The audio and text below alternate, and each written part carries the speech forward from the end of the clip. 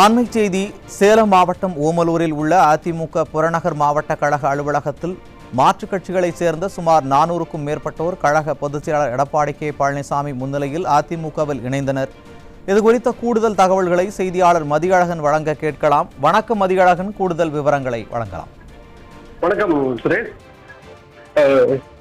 சேலம் புறநகர் மாவட்டம் மகுடஞ்சாவடி வடக்கு ஒன்றிய கழக செயலாளர் செல்வகுமார் என்கிற மணிகண்டன் ஏற்பாட்டில் மாற்றுக் கட்சியினர் 400க்கும் மேற்பட்டோர் இன்றைய தினம் கழக பொதுச் செயலாளர் எடப்பாடி கே பழனிசாமி அவர்கள் முன்னிலையில் அதிமுகவில் இணைந்திருக்கிறார்கள்.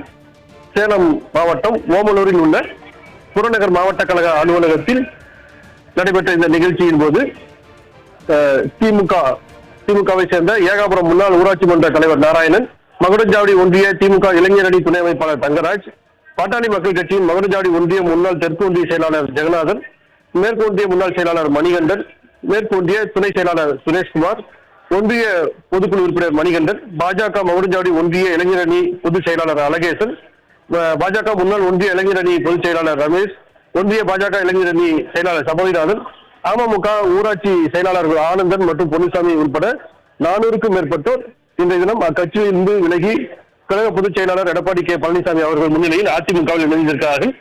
புதிதாக கழகத்தில் இணைந்தவர்களுக்கு பொதுச் செயலாளர் எடப்பாடி கே பழனிசாமி அவர்கள் அதிமுக துண்டு அணிவித்து வரவேற்று வாழ்த்து தெரிவித்திருக்கிறார்.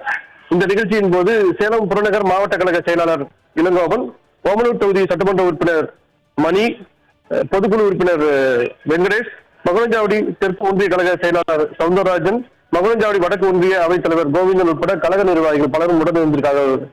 சுரேஷ், விரிவான தகவல்களை வழங்கியமைக்கு நன்றி மதியழகன்.